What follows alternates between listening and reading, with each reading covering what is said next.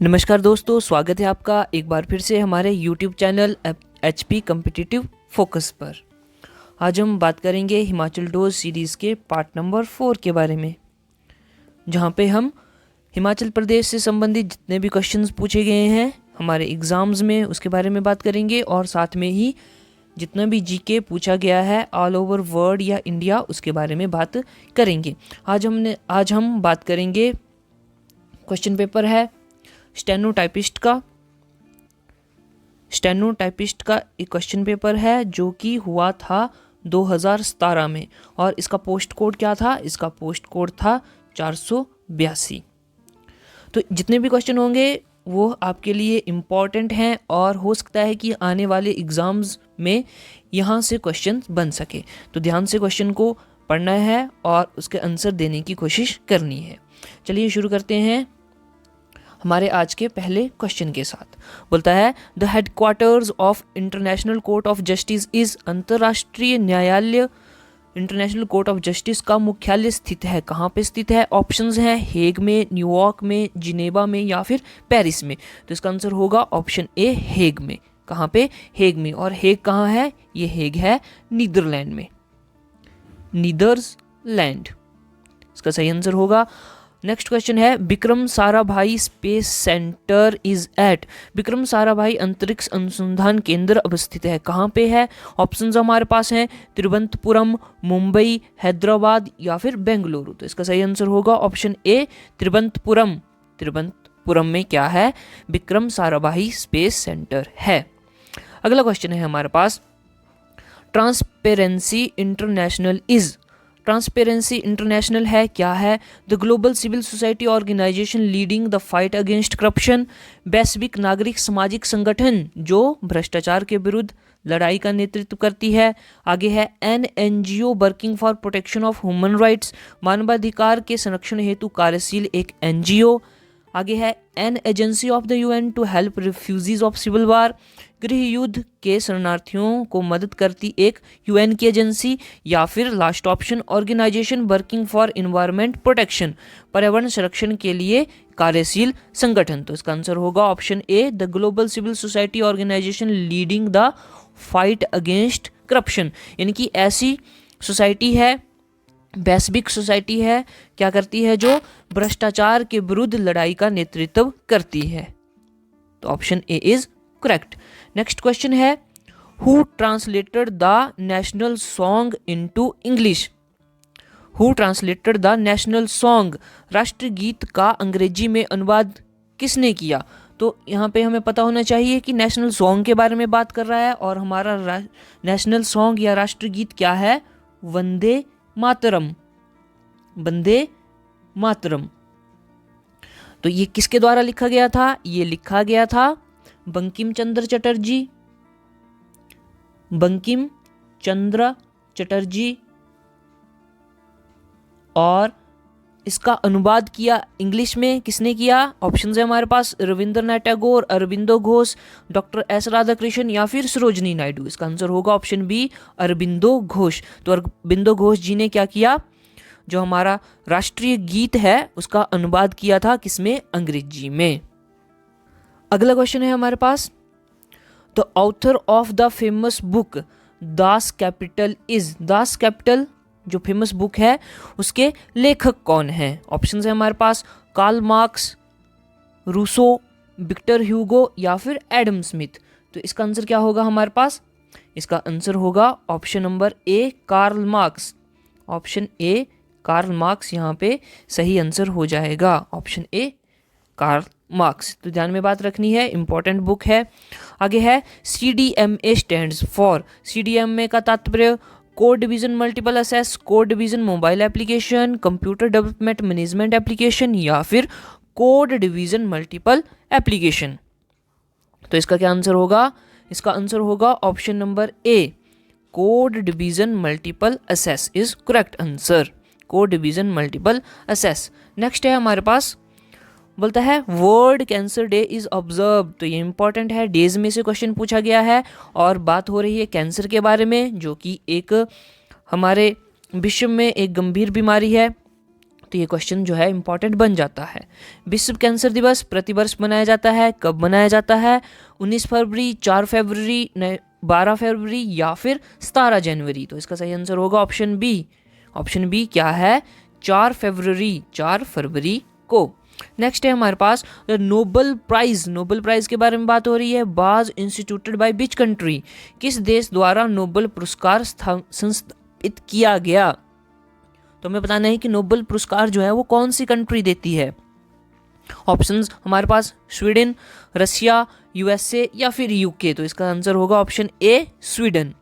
क्या होगा? ऑप्शन ए स्वीडन। और नोबेल पुरस्कार की शुरुआत कब हुई थी? 1901 में। सबसे पहले नोबेल प्राइज दिया गया था 1901 में। आगे हमारे पास who among the following personality is not awarded Bharat Ratna? इनमें से किस व्यक्ति को भारत रत्न नहीं दिया गया? ऑप्शंस हमारे पास हैं आचार्य नरेंद्र देव, सत्यजीत रे, सी सुब्रमण्यम या फिर JRD टाटा। तो यहाँ पर ये जो 3 व्यक्ति हैं इनको भारत रत्न अवार्ड मिल चुका है। वो कौन कौन से हैं? एक JRD टाटा जी हैं, उनको कब मिला था? 1992 में मिला था। फिर उसके बाद सत्यजीत रे हैं, इनको भी 1992 में दिया गया था। और उसके बाद है सी सुब्रमण्यम, इनको दिया गया था 1998 में। तो एक व्यक्ति बच गए जिनको भारत रत्न नहीं मिला है। Option A Acharya Narendra Dev is correct answer.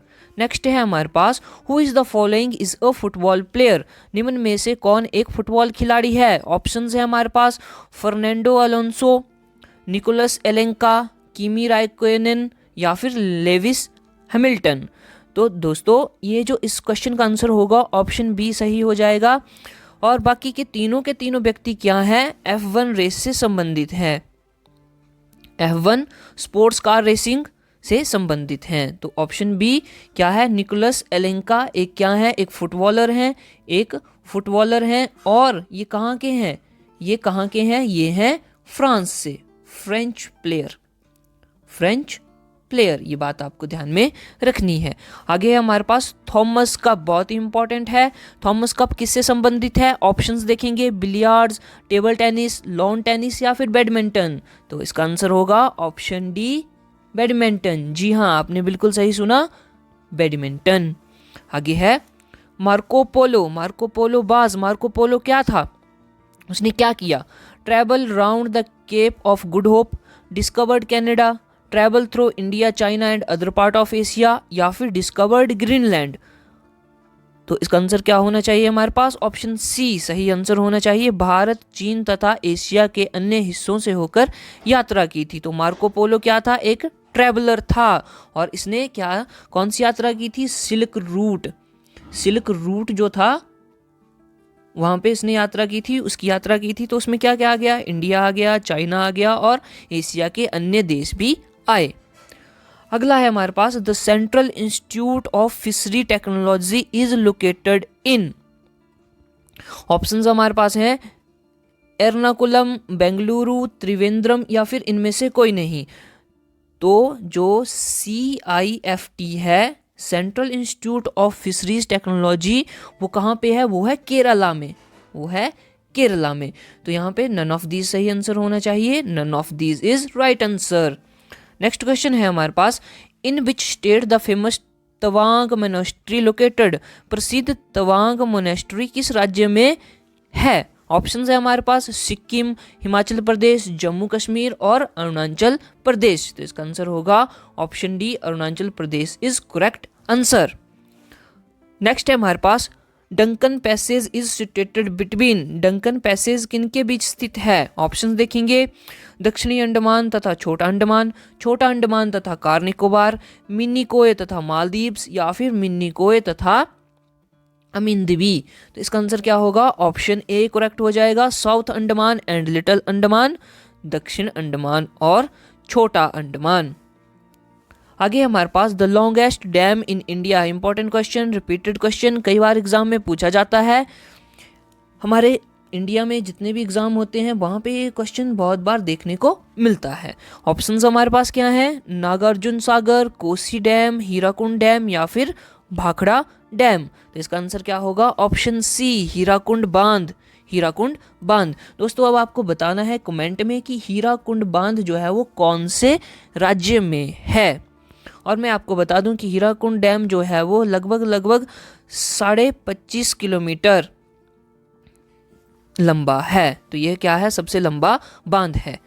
आगे है हमारे पास which city will host the 2018 commonwealth games. तो 2018 की कॉमनवेल्थ गेम्स कहाँ हुई थी? ऑप्शंस हमारे पास है बिलिंगटन, गोल्ड कोस्ट, ग्लासगो या फिर हम्बनटोटा। तो इसका क्या सही आंसर होगा? Option B Gold Coast. Option B Gold Coast. और ये कहाँ है? ये है ऑस्ट्रेलिया में। ऑस्ट्रेलिया में। अब आपको कमेंट में बताना है कि 2022 के कॉमनवेल्थ गेम्स कहाँ हुए? 2022 कॉमनवेल्थ गेम्स। Commonwealth games. आगे है हमारे पास Pablo Picasso the famous painter was. Pablo Picasso प्रसिद्ध चित्रकार थे, ये कहाँ के थे? एक फ्रांसीसी थे, स्पेनिश थे, इंग्लिश थे या फिर इटालियन थे? तो इसका आंसर होगा ऑप्शन बी, ये क्या थे? एक स्पेनिश थे। नेक्स्ट क्वेश्चन है सियाचिन इज लोकेटेड इन। सियाचिन कहाँ पे है? शिवालिक रेंज में, mid Himalaya range, great Himalaya range या फिर काराकोरम रेंज? तो इसका सही आंसर क्या होगा? ऑप्शन डी काराकोरम पर्वतमाला या काराकोरम रेंज। तो ध्यान में बात रखनी है, सियाचिन जो है वो काराकोरम रेंज में आता है। नेक्स्ट क्वेश्चन है हमारे पास main objective of Antyodaya programme is.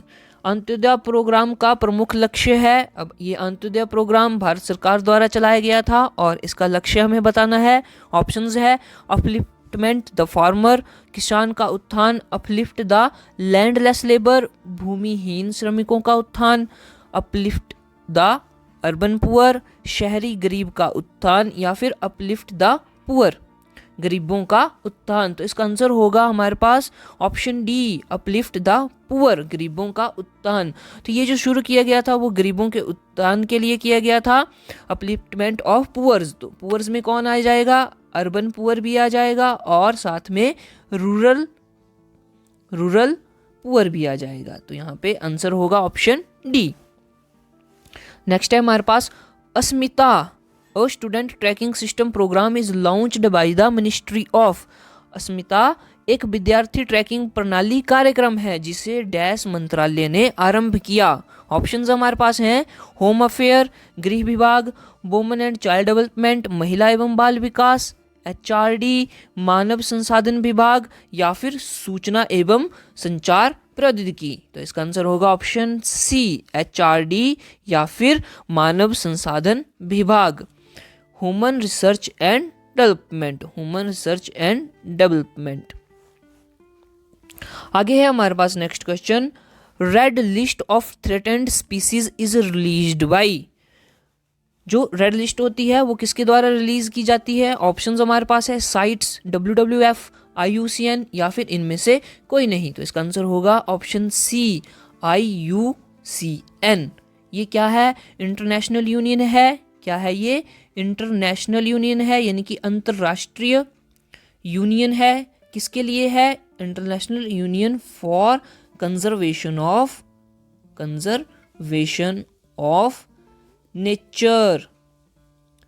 Nature and natural things.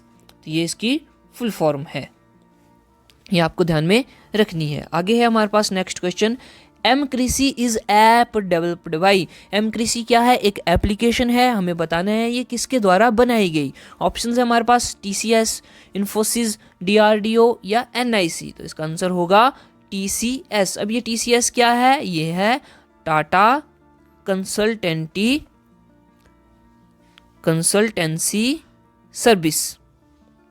Service, ये है TCS। इसका आंसर होगा TCS।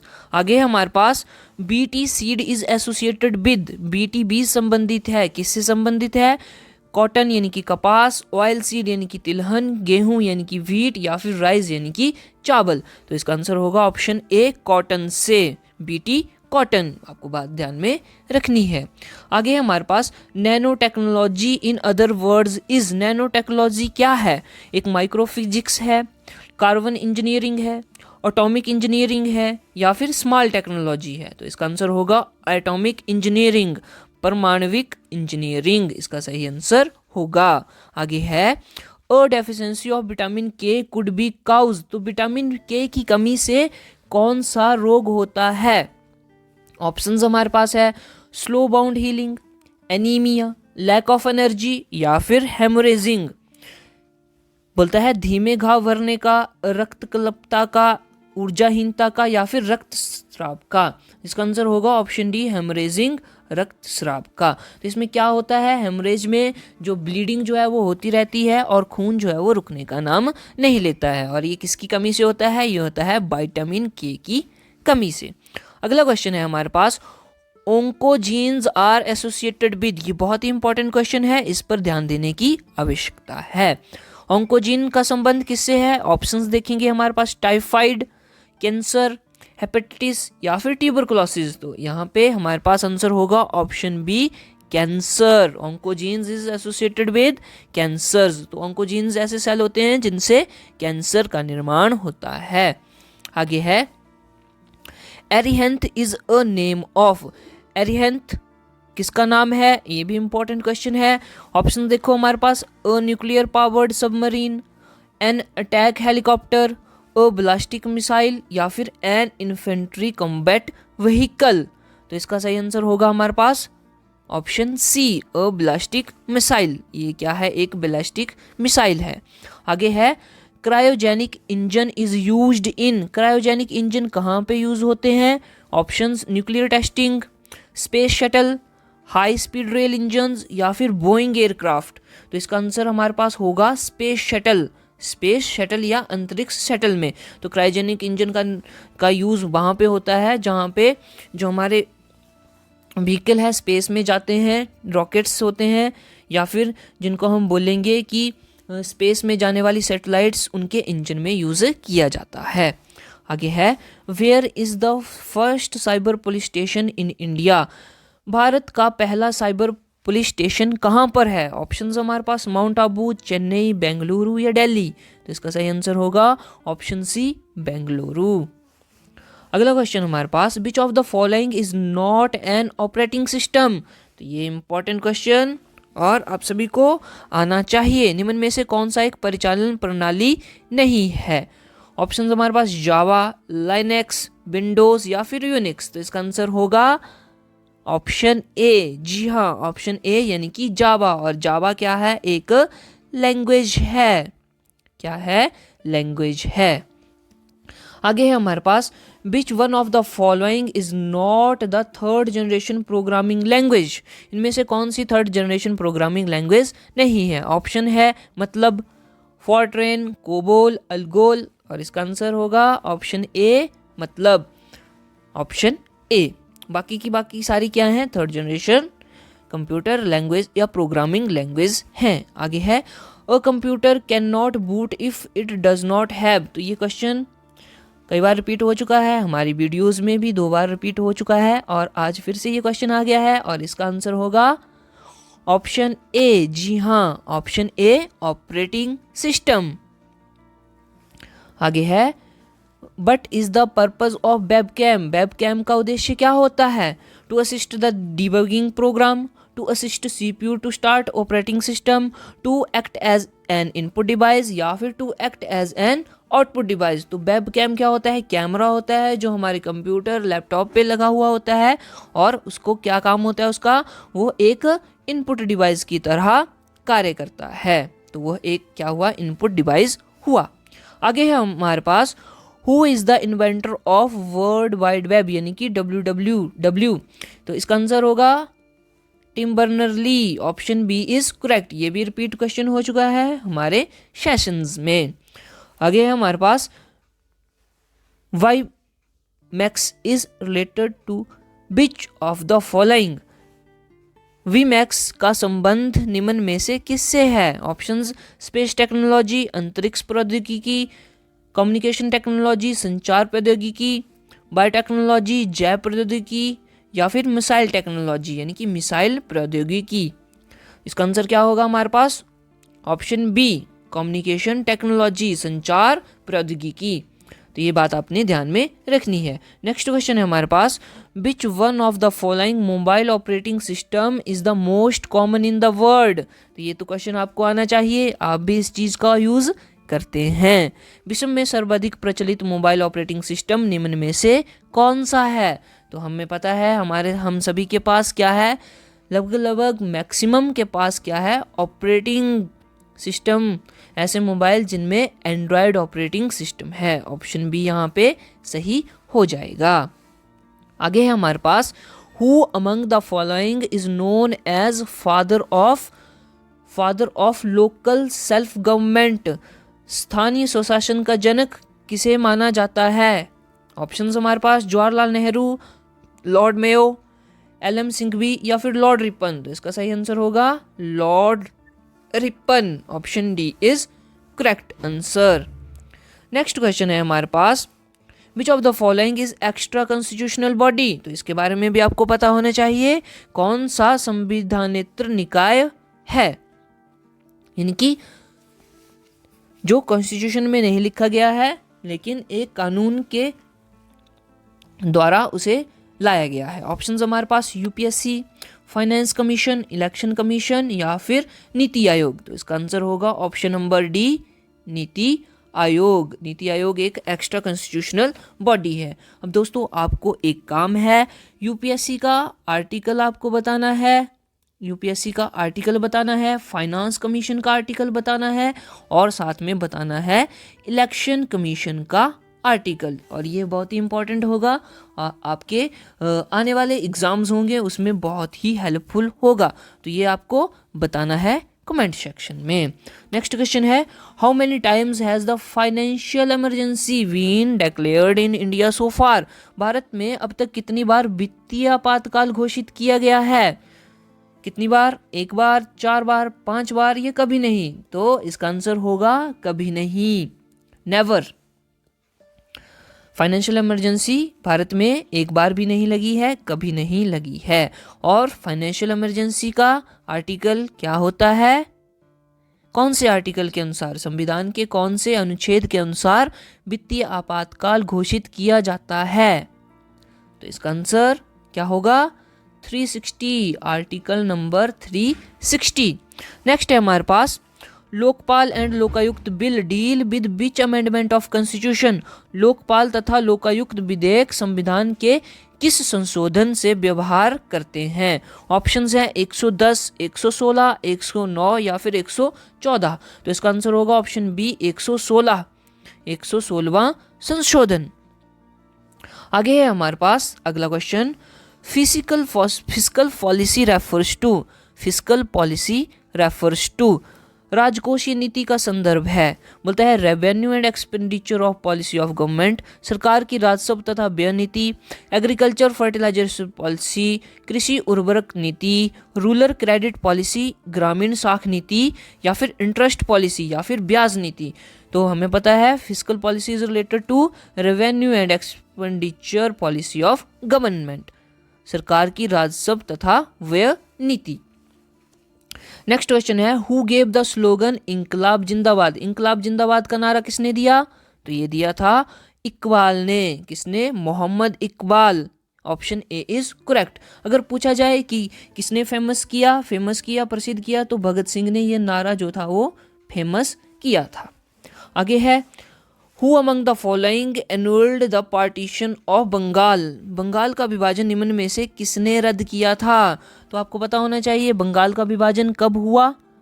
बंगाल विभाजन कब हुआ, बंगाल विभाजन तो ये हुआ 1905 में। 1905 में किसके द्वारा किया गया था, लॉर्ड कर्जन द्वारा किया गया था। और इसे रद्द किसने किया, इसको रद्द किया था लॉर्ड हार्डिंग ने, लॉर्ड हार्डिंग सेकंड। और ये कब हुआ था, ये हुआ था 1911 में। 1911 में इन्होंने बंगाल विभाजन को रद्द किया था। आगे है, रॉयल एस्थेटिक सोसाइटी की स्थापना किसने की। ऑप्शन है हमारे पास Sir William Bentinck, R D. Banerjee, Sir John Marshall या फिर सर विलियम जोन्स? तो इसका आंसर होगा option D, Sir William Jones. और ये कब किया था? ये हुई थी, इसकी स्थापना हुई थी हमारे पास, कब हुई थी? 1784 में, 1784। नेक्स्ट क्वेश्चन है हमारे पास, in which Upanishad is mentioned सत्यमेव जयते? सत्यमेव जयते किस उपनिषद में उल्लेखित है? तो ये हम सभी को पता है, मुंडको उपनिषद, मुंडको उपनिषद या मुंडक उपनिषद। आगे है हमारे पास next question, Tripitaka text are related to which of the religion? Tripitaka उद्धरण का संबंध किस धर्म से है? ये भी रिपीटेड क्वेश्चन है। और ऑप्शन है हमारे पास वैदिक, बौद्ध, जैन मत या फिर शैव मत? तो इसका आंसर होगा बौद्ध यानी कि Buddhism. Option B is correct. Next है हमारे पास, NH7 connects which of the following?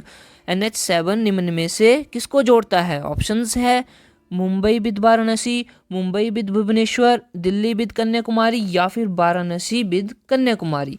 तो इसका आंसर होगा option D, Varanasi with Kanyakumari. तो ये बात आपको ध्यान में रखनी है। नेक्स्ट है, the first census was conducted in India? Bharat में प्रथम जनगणना आयोजित हुई थी, कौन से वर्ष हुई थी? तो ये हुई थी 1872 में। और ये किसके द्वारा करवाई गई थी? ये आपको कमेंट सेक्शन में बताना है। आगे है, in which of the following district Maharana Pratap Sagar reservoir is located?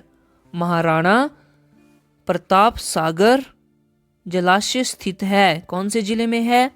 ये है कांगड़ा जिले में। Option D is correct answer. और इसको और क्या बोलते हैं? पोंग डैम या पोंग लेक भी बोला जाता है, पोंग लेक। और यह क्या है? एक वाइल्ड लाइफ सेंचुरी भी है। आगे है, नेशनल इंस्टीट्यूट ऑफ टेक्नोलॉजी यानी कि NIT, NIT हिमाचल प्रदेश में कहाँ पे है? ऑप्शंस हमीरपुर, सोलन, कांगड़ा या फिर शिमला? तो इसका आंसर होगा हमारे पास option A, Hamirpur. Option A, Hamirpur. और आपको एक और बात पता होना चाहिए कि IIT कहाँ है हिमाचल में? तो ये है मंडी में। कहाँ पे? मंडी में, IIT। आगे हमारे पास, as per census 2011 the population density of Himachal Pradesh is? 2011 की जनगणना के अनुसार भारत की जनसंख्या घनत्व कितना है? ऑप्शंस हमारे पास 223, 220, 153 और 123। तो इसका सही आंसर होगा ऑप्शन डी, 123। आगे है, on which date municipal corporation of Shimla came into existence?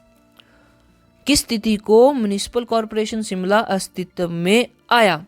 तो इसका सही आंसर क्या होना चाहिए हमारे पास? ऑप्शन ए, 1 जुलाई 1956। 1 जुलाई 1956 को municipal corporation of Shimla existence में आया था।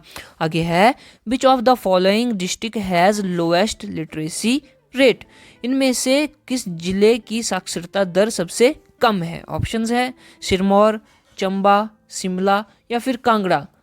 तो इसका सही आंसर होगा option B, Chamba. Option B is correct answer.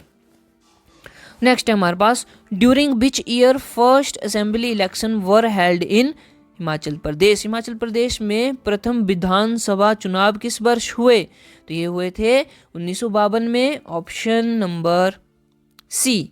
और तभी हिमाचल प्रदेश के पहले फर्स्ट क्या बने थे? CM बने थे, चीफ मिनिस्टर, मुख्यमंत्री बने थे। कौन? Doctor Y S Parmar. Doctor Y S Parmar. कब? 1952 में। नेक्स्ट है, Gochi is the most popular festival in? गोची सबसे लोकप्रिय त्योहार है और ये कहाँ पे मनाया जाता है? चंबा वैली, किन्नौर वैली, भागा वैली या फिर कुल्लू वैली? तो इसका सही आंसर होगा भागा वैली। और भागा वैली कहाँ पे है? यह है लाहौल एंड स्पीति में। नेक्स्ट क्वेश्चन है, द बुक हिमाचल प्रदेश हिमाचल प्रदेश परिचय पुस्तक किसने लिखी? ऑप्शंस हमारे पास हैं doctor Y S Parmar, Rahul Sankrityanand, Devraj Sharma या फिर बंसीलाल शर्मा? तो इसका आंसर होगा ऑप्शन सी, देवराज शर्मा ने। तो ये इंपॉर्टेंट बन जाता है क्वेश्चन हिमाचल प्रदेश की बुक से। तो हिमाचल प्रदेश परिचय लिखी गई बुक किसके द्वारा? देवराज शर्मा।